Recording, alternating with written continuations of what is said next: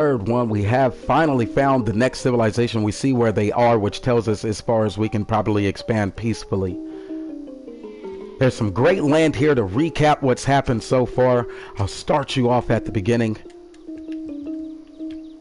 Here, my first capital was built up north. Up north, there was a couple of decisions to make. I had a warrior, and then I built me a scout to try to see what was around myself. Found a wonder up here in the very north.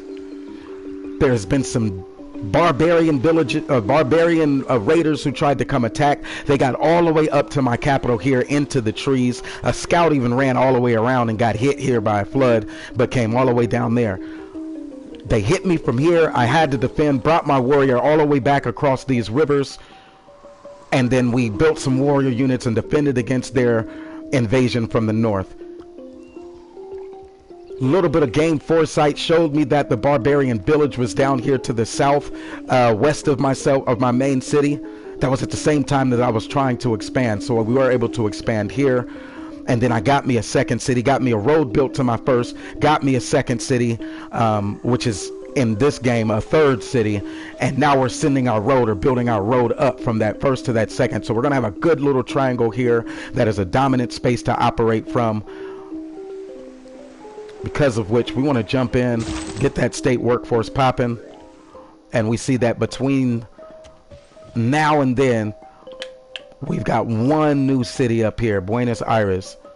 Not a friend, but not a foe so far. Good distance away, about 9 spaces from anything that's significant to me.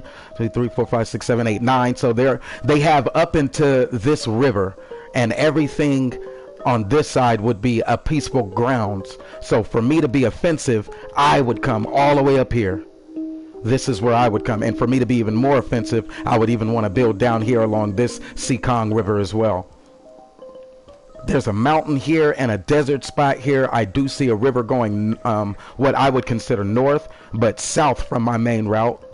But if I keep moving down to say, but up, in my real point of view, up the road from my main city, this could also be a good potential build expansion point. Which also means that there could be threats coming from that direction. So here I am diving back into it. How do we proceed here? It is turn 49, so 550 before Christ. As we know what happens in history around this point, a lot of warring civilizations. They called me in a dark age because they didn't understand my approach running towards theology. But as you see here, I have a wonder here, which is the Stonehenge that I'm working towards. It's under construction, but I also have a church already built here, which I said was my goal in the first place. So just because they don't understand what I'm doing, that doesn't mean shit. My great builder has come and erected a couple of farms for me to help produce my expansion. So farm number 1 and farm number 2, like I said I was going to do. I also took over a resource spot here for my horses, which is important because I'm a trading business, and then also this luxury resource here, this mine. Have my builder moving towards army type resource, strategic resource, which is going to allow me to build a swordsman. So that's where we're at here, and we'll keep moving forward here just to recap and see where we're at now. I can still build some units. I actually like wonders, specifically this Hanging Gardens. I did that a little bit fast, but I should have gave some time to read. This Hanging Gardens can be built in 7 turns. What are they doing to me? I'm trying to give information about the Hanging Gardens. Oh, it increases growth by 15% in all cities, and I have 3 cities, and it must be built next to a river, which is important for me because I'm a river people. It allows an increase of 2 housing, which means my civilization that's rapidly growing can actually have homes to live in. So once that happens, if I'm able to get this building erected first, or this wonder erected first, out of all the civilizations that are in the world that I haven't met yet, if I get mines first, then we get a strategic bonus. Now for me, that bonus in housing is important because I do want to grow. What I want to do is build it on one of these spaces that even if the flood comes, it doesn't hurt me too much. Likewise, a space that's not as resourceful as other spaces. So like you see here, this space here along this river that meets that requirement gives me a corn or food, and it gives me 1 production. I wouldn't want my citizens standing there anyway. It's just a hot spot for floods, and for it's not even giving me two food. This space that gives me two food, I don't want to eliminate that. It is along the river, so it meets the requirements. But yeah, I don't want to eliminate that. Now, another thing to look at is where it's located. So this city can actually grow 3 spaces out. So all the way to here. So if I put it here, it's in between all of my cities and it's along the route. But it takes 2 of my foods, so that's something to consider. This city here grows 1, 2, 3 spaces, so 1, 2, 3 is the furthest it could have built. It can't touch this space. This one can't touch this space. Only this main city can touch this space. Final answer is build it here, and it doesn't even cost me gold to build it. So I'm gonna try to build it here. If somebody beats me, no harm, no foul. It's just along my route. It's something that adds some competitive advantage, and I'm definitely about them competitive advantages. This new city that I've met, they want to have some interactions here, so they're asking me to recruit a great engineer. The relationship status that we have, this city state is aware that I exist. That's it. We're not friends, we're not nothing like that. And then oh damn it, envoys. If I become like their suzerain, I can levy their military for 120 gold. So if I ever need to use some more hitters in this world against like barbarians or something, I need to have a minimum of $120. Right now I have 170, so I'm good there. So they only have a relationship with me. Doesn't look like they know anyone. They've given me 1 request, and they're influenced by 1 unmet player. So somebody on somewhere around their city is giving them some influence. I can declare war by pressing square. I wonder what that would do. Let's try that. Making this move will start a war with Buenos Aires. It generates 50 grievances. And it also said there are some envoys present.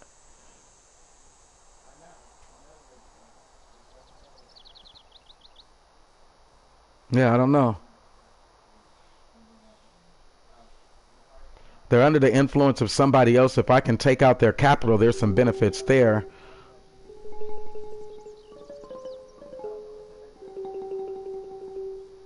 Fuck it, let's declare war.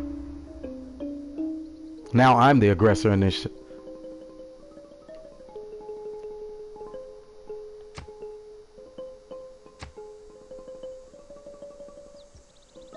And I can't send them an envoy because I declared war. I have 2 envoys to send, but I'm gonna hold them.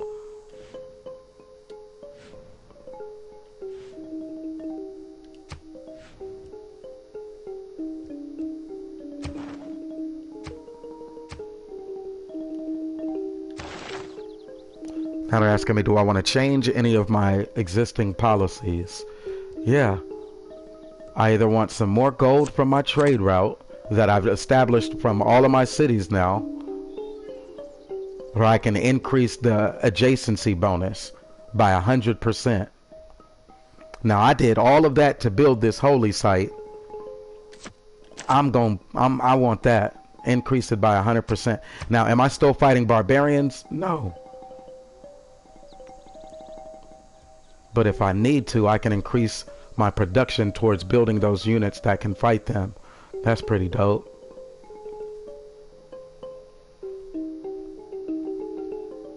I don't know, I'm thinking of holding that one just in case.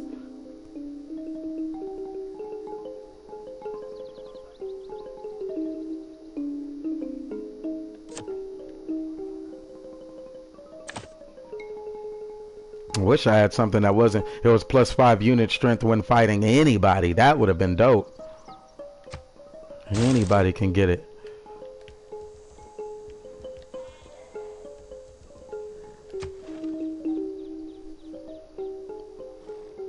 I'm using this invade as a coup to see if they actually want smoke.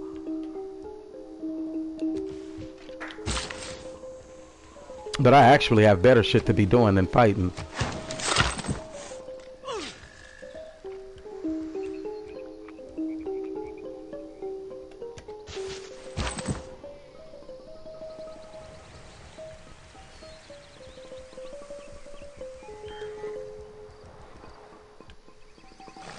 Give me one shot.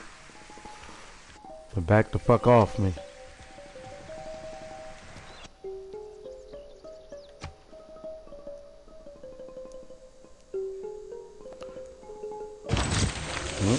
ran up on me again.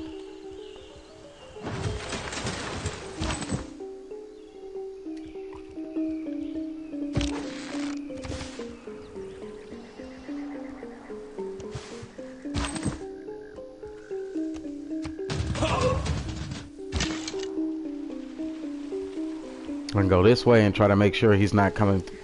Close the back door. I can move straight forward. I can get a farm. I can get it. Yeah, let's set up camp.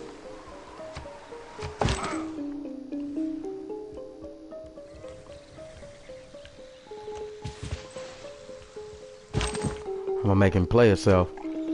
You're gonna have to try to attack across that river. And I need my science to boost. I don't have a political philosophy.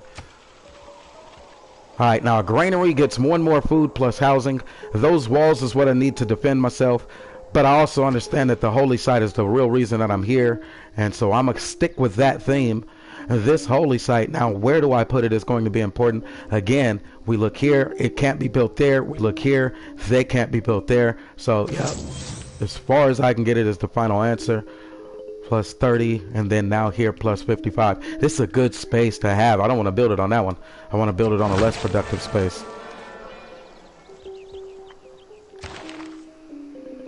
Now we also gonna need that holy shit.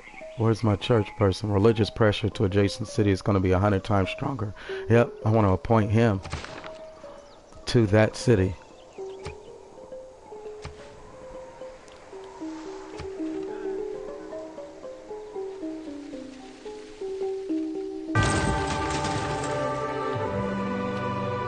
Sounds like my wonder is built. That's phenomenal.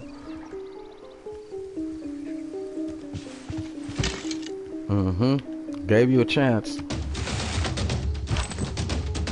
Protect my archers.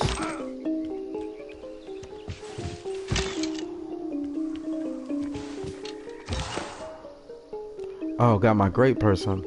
All of them are across the river though. Oh, I can make it because I have the road now, so we're good. Laochi! I can get a shrine, but I also need defense because I still think that there's somebody up north here. In any event,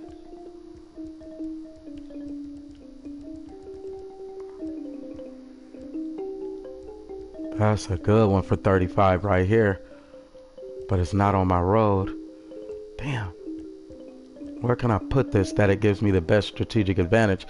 All of these are away from my main cities and my main road. I don't really like that.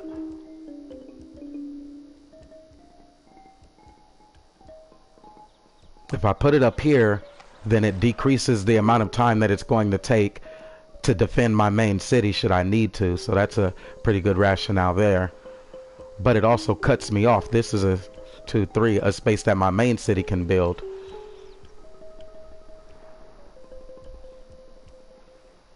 This one is across the river from both cities, so yeah, it really does no strategic advantage. It's too far away to actually defend against anything relevant. This one is very selfish, both of these, because of how far it is away from my main city. This one's pretty good. It's on my side. I can cross back over to the river, but it's so far away from those. This one seems to be the best. But it's actually not because of the river that has to be crossed in order to get back to it.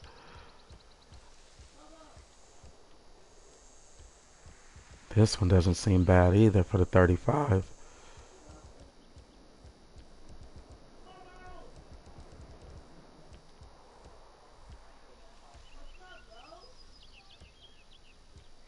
Wow.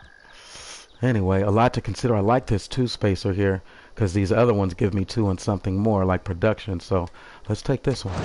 Final answer.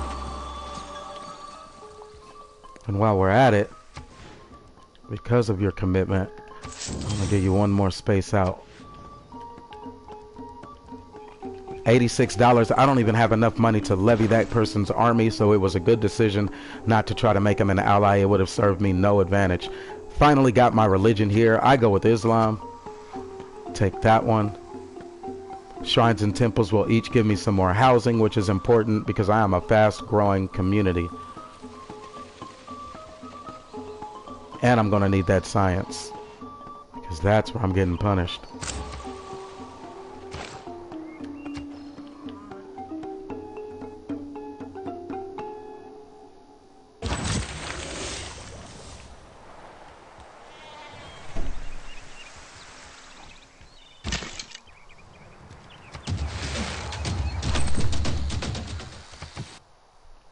He's still not really attacking.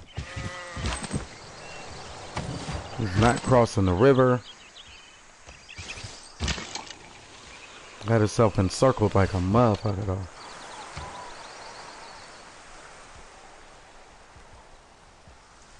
Construction for my trees. So we'll have construction trees. That's dope. Oh, trading economy. Let's get that. Wow, as you see on the bottom right corner.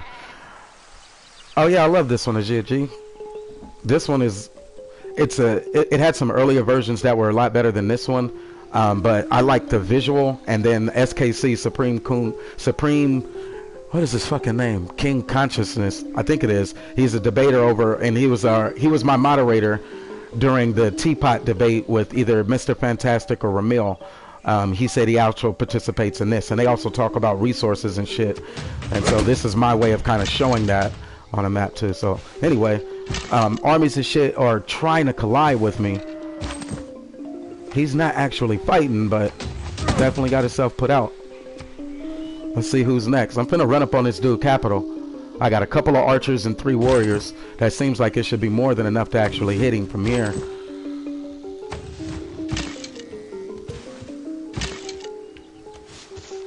There's somebody else. Fuck it, if I'm gonna be in the world, I might as well dominate. Angkor Watts needs amenities, which means I still need to build my church there at Angkor Wat, and they're gonna need food, which is the establishment of my religion, and I just selected those. Somebody built the Great Bath, so one of these niggas is out here bathing and shit. You have finished building the Great Stonehenge, and that's what gave me my great person, and then thus the study of Islam. Mjenkin has asked to send a diplomatic delegation to your capital. Mjenkin, that's what's up. My trade delegation should soon be arriving with fufu. Enjoy the meal. Oh yeah, we need food. So appreciate that, and he may become somebody I can trade with. I'll send him a caravan if I find his.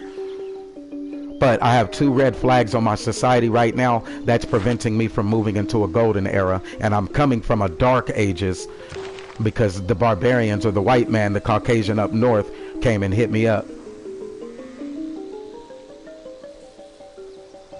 If you have an obsession with space, another game that I play is called Mars or something like that. That shit was pretty dope, but it gave me red eye, like pink eye. I played it for like 27 hours straight. That shit was like building a civilization on the moon. It was hella crazy. But yeah.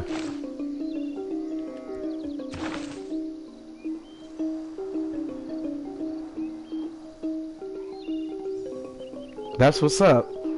I can add you as a gamer tag. I don't have a Twitch account yet. That would be the next logical step because YouTube isn't really for like gamers for me. I think we have a serious potentiality for more than gaming, but yeah, it's a good conversation to have, especially if he's there. I used to play Sims too, which is why like Sim and that was my shit. But on Facebook it was actually Farmville. That was my shit on Facebook, while everybody else was really into the whole Candy Crush. I did Candy Crush for a little bit, but when they came out with that with Sims, that shit was way better. It took it over. Farmville though was hella tight. I love building co-ops and shit like that. So these type of games that stimulate that type of thought, I think they're still good, because sometimes we get smacked off of our purpose, and we sometimes fall back on what we're supposed to be doing. And I know it, and I need the reminders. If I have some spare time between time, I really don't game a lot, but when I do like to play those games that are intellectually stimulating, purpose driven and meaningful. Here we go. I'm trying to take this dude out. He is moving forward on me. He was trying to defend his lake because he has some crab there. So good food options right there. So if I can take this city, there is some strategic advantage in being the aggressor in this situation. And I'm going to exercise that divine right as the first creator of religion in this early world civilization. So now I can get apprenticeship. I need that science, right? Because that's where I'm losing. That's where I was in second place. I can learn mathematics. That's big. Or I can get a will. My advisor is telling me to learn sailing, but I'm not really into the water and shit like that right now. It would help boost my civilization though, because it only takes 2. So remember, I was down on the number of technologies I knew, because I go for the big ones. I go for the ones that are aligned with my sense of purpose, not just studying something just to be studying it. No, if that's where we're really at, that's where we're at. So I'll take what she's advising now, but then I'm moving forward after that little quick spurt of a 2. What am I building at my main city here? As we've seen, we've boosted our civilization significantly. We have a camp.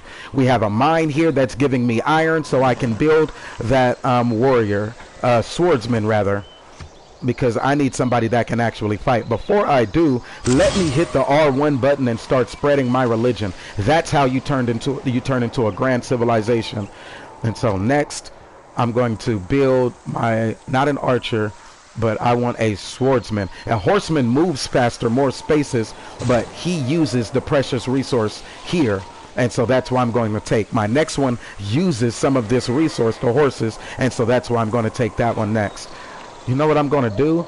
In order to help speed up the game, I'm going to automate what my cities do so I can just have the conversation a little bit easier. I think it's going to drop in about 9 minutes anyway, because at this point I only have like 30-minute broadcasts. So when that happens, I'll be right back. Just doing a little bit of streaming today. Got some downtime today that I can benefit from, some relaxation in, so I'm going to use it. Anyway, how do I do it again? I think I go here to build, and then I set myself a queue. And in that queue, I am telling it what to build over time. So right now, I know I want my, my swordsman, which is being built. After that, I want a horseman. There's some projects like holy prayers. It depends on what happens after these decisions on whether I'll do that. I could also start looking towards expanding again, which is very important. But I don't know if I'm there yet, as to where I can expand that fast. This is a part of my temples. It starts giving me those amenities and that food and all of those bonuses that I've signed up for. That's what my advisor is advising that I put on there.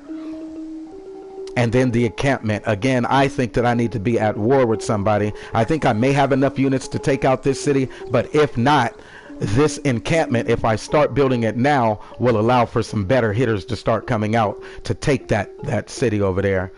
I'm going with that encampment, and then I'm also going to put it as far forward as I can without it being an infringement to the growth of these other cities. So again, this one can expand 3. Anchor Watt can 1, 2, 3. I don't want to use this space, even though it wasn't available.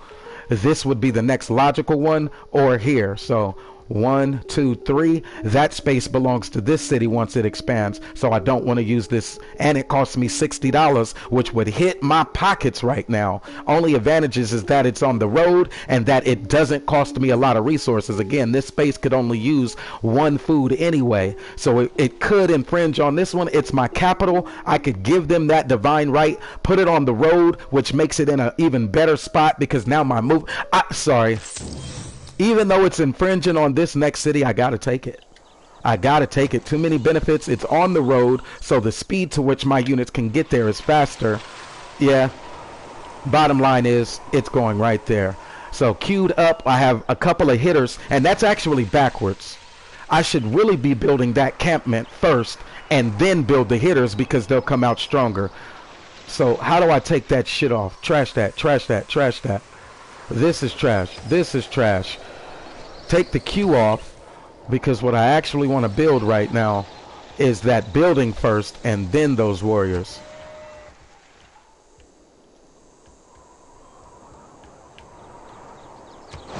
I want that first, and then let's set the queue.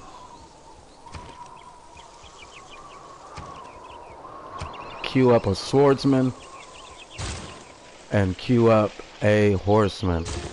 2 and 3 turns after that. So in the next 10 rounds. All right, so when we come back, we should have offense ready to go just in case these units. I have one army, really, that I've sent after this city here. I declared war with them. I could have declared peace, sent some peace envoys. They, at some point, would have given me some bonuses, like I would have been able to see everything that's around him right now. Everything in his space is the same way I can see around my own city. As an ally, I would have been able to see around his. But I chose to go to war, and right after that, I got an envoy from Mjenkin, who's somewhere in this world. So because I've met one person, it's back to the data and analytics to see how I'm doing. Go to the world's data rankings right now. This is just the score sheet here. I did move into the top position of all the civilizations in the world.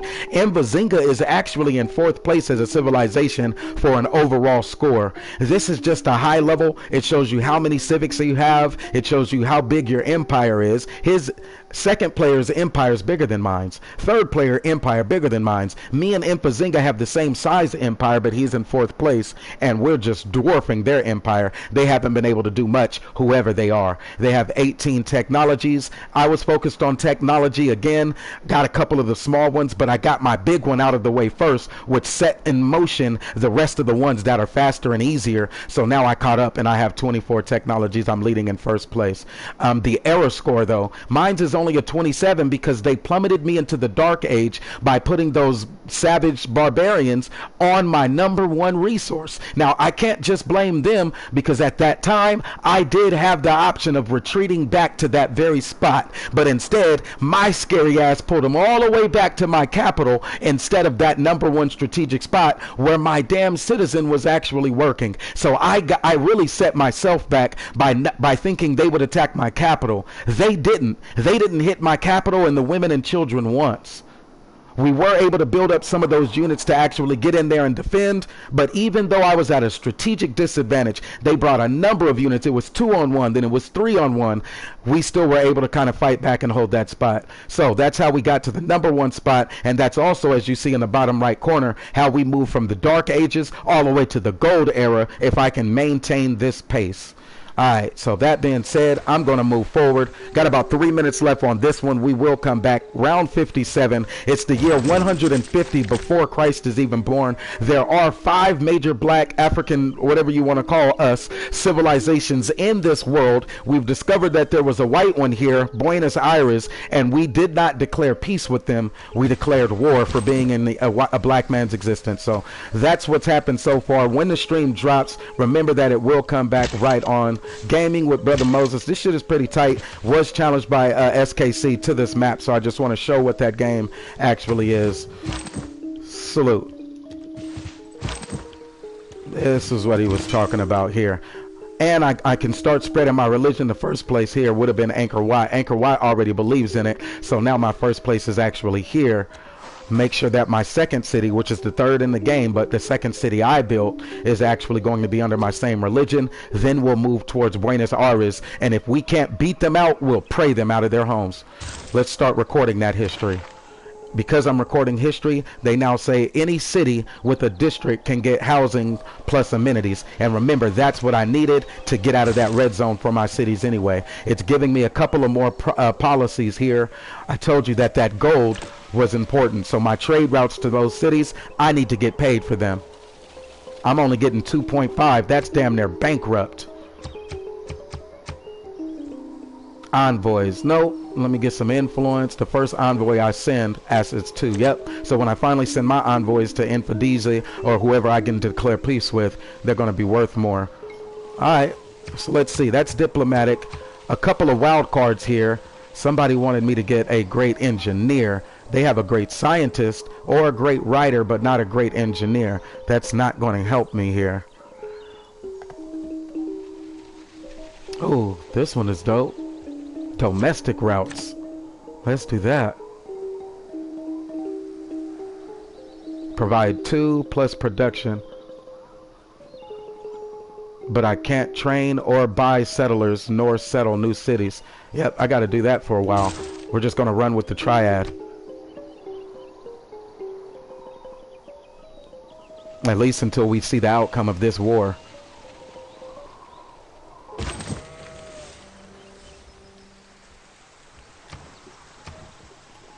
Alright, they wanted me to select the wrong guy first. I'm in the tree. He has a lava spot here. That's super good. I actually need him and him to switch spots. Oh, run all the way to the tree. That's cool. Oh, so I need you to push forward. Just so you can push forward. And I can actually fall back and probably still shoot this motherfucker. Nope. He can't move and attack in the same round. Preach to him! Plus 200 Islam. Oh, wait. What was that? Oh, recorded history. So what was recorded? Alright, they told me I was in a dark age, which is the worst era I could be in. A normal age would be 13 to 24. A heroic age would be 24 plus. I'm in 24 plus classic era or era points, so that's pretty good. Thanks for recording that.